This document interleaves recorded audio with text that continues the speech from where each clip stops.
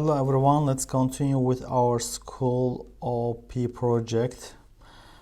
And in the previous video we learned encapsulation and we created a person class. But when we have some other classes, it's important to see what attributes and what methods we have in each class and what are the connections between them.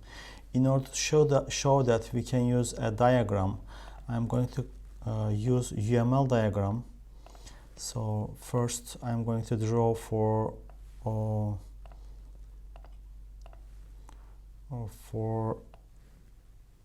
person.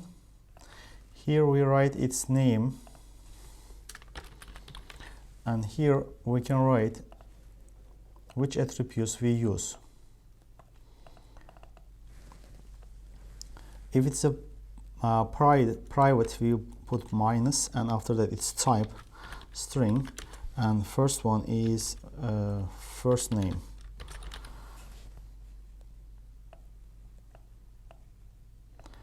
And the others also can be written here, which attributes you use in this class. First name, last name, phone number, and email we used. And here attributes, and here we can write which methods we used. We used first of all constructor, and I am not going to write all setters and getters. Just write like this, getters and setters. And I think that's all for now. Or yeah, we have also info.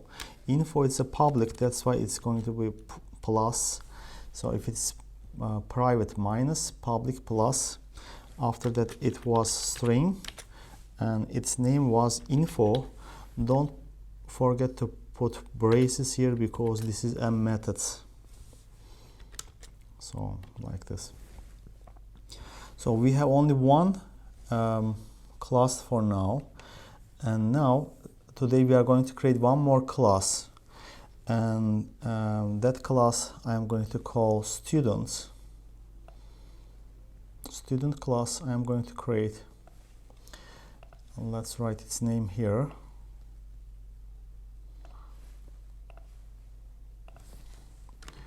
Student. And the student is going to have all attributes and methods from the person.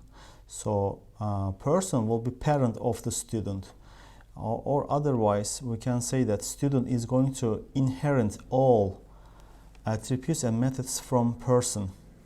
That's why we can draw it like this. So from student to the person there is an arrow.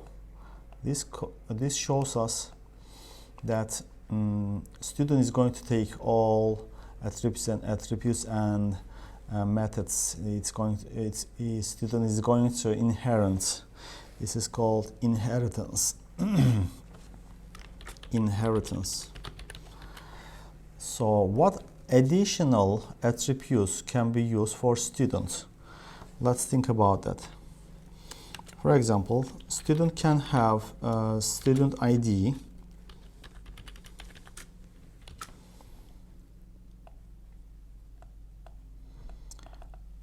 and maybe student can have also grade, string grade.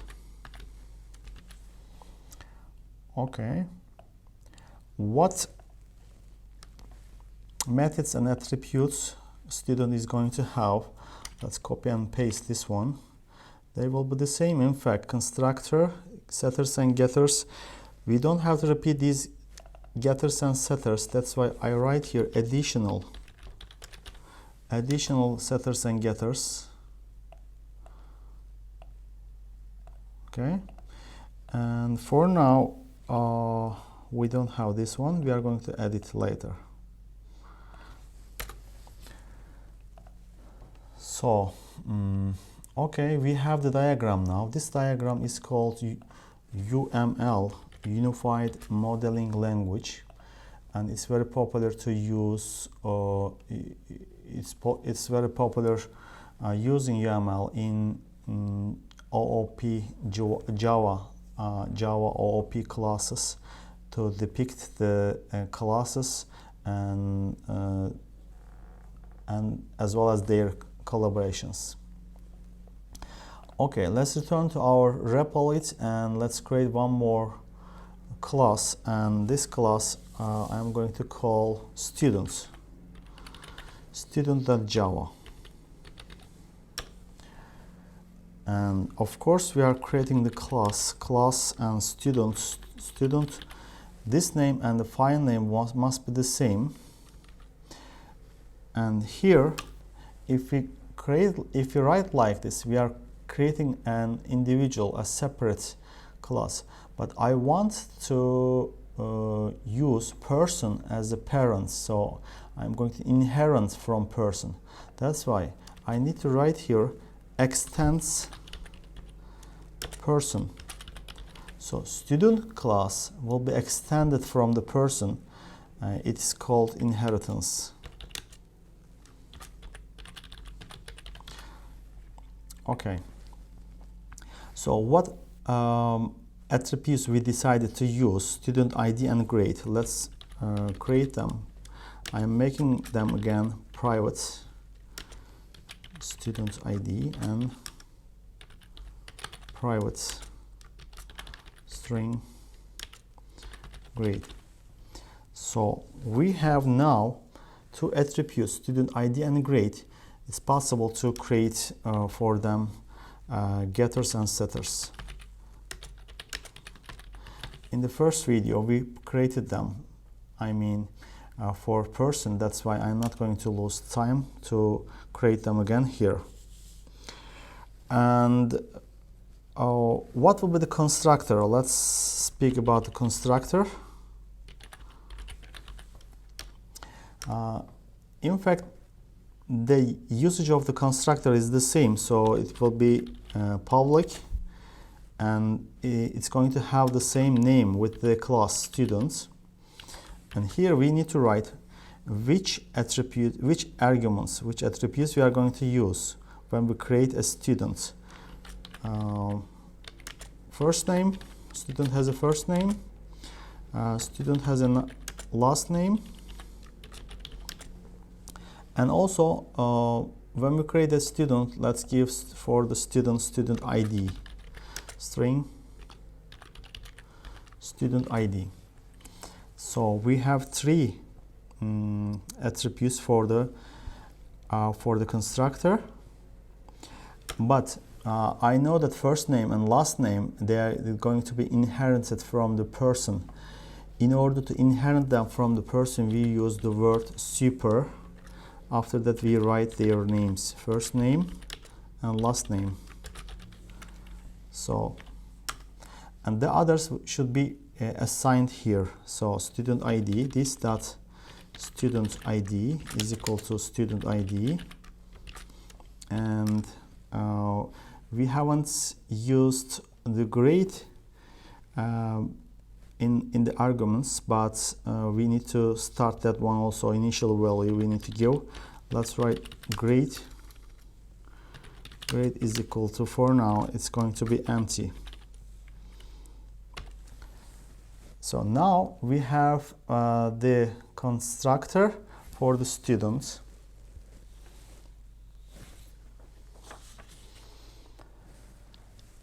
And now let's see how it's going to be in the main. So we have the persons here, people, and now I am going to start student, and let's call it student 1, new student, and for the student we are going to write name, surname, and student ID. Let's write here that it's going to be Kaya Can, name and surname, and also ID. This is ID. So we have created now a student, and let's also print this student information. Is it possible to use info from the person? I mean, I have a method here in the person, info method. Can I use it in the student, for the student? Of course, because I extended student from the person. That's why no problem to use that system out println, and this is student1 dot info. Now let's see.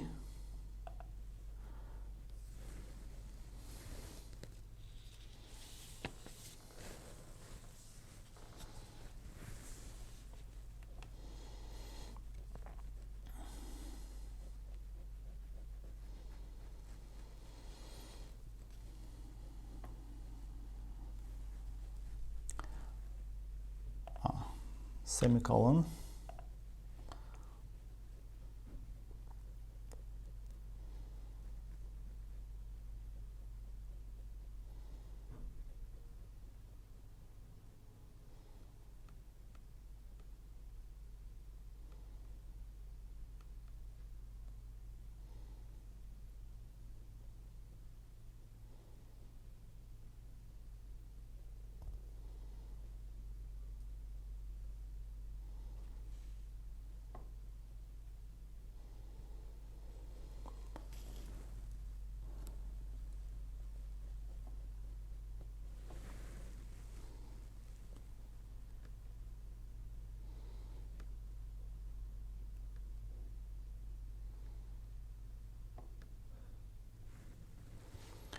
Person has already a name NS if wants, so that is from the previous work.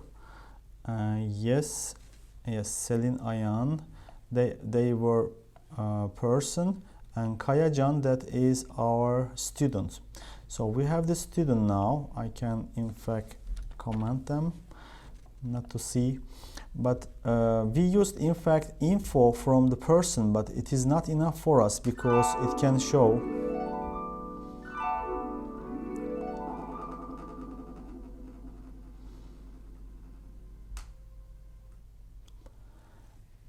we used info from the person, but it shows only first name and last name. For example, if I want to show also student ID or grade using this info, I cannot show them because it can show phone number, email, but you see that in the info we don't have student ID. Is it possible to use the same name, I mean info, is possible to create the same method, info method, in student Java, and use that. So I'm going to modify that. Let's try. So I copy and paste this to students, and now I'm going to get first name and last name. After that, I'm going to add student ID here directly. Let's write resp plus is equal to this dot student ID \t, let's put, and also if there is grade. So if there is grade or grade is not equal to empty, in this situation we are going to add the grade also. So we have the same in the same name there is a method, info method, in person and in student. They have the same name, but when I start when I use info for student, of course it's going to first run this info. If it is not available in its class, it's going to search it for in the parent, in the person. That's why now I am not changing anything here for the student, but student one info must show also student ID, because it's going to use this method, info method. Now let's see.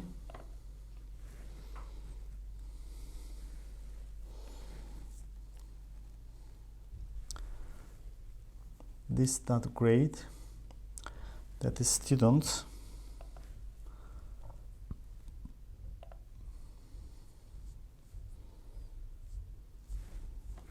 Yes, grade this is an attribute, not method. We don't need these braces here.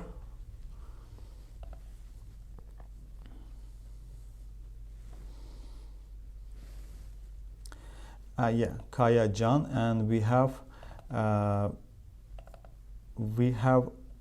have student ID for Kaya, so it's working. And this is very important point, that if you use the same method in the child classes, this is called polymorphism.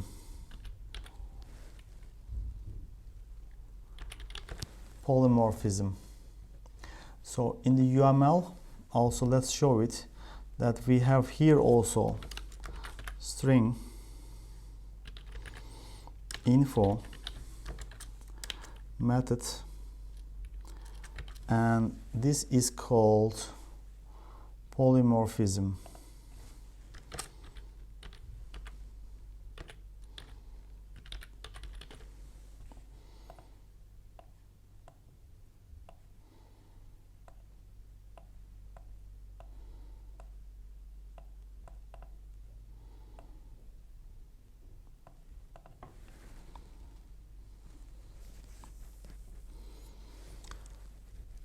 So in this video, we created a new Java class, student class, and we extended from person class, and also we learned how to use how to start the constructor from the parents, and also we learned the polymorphism.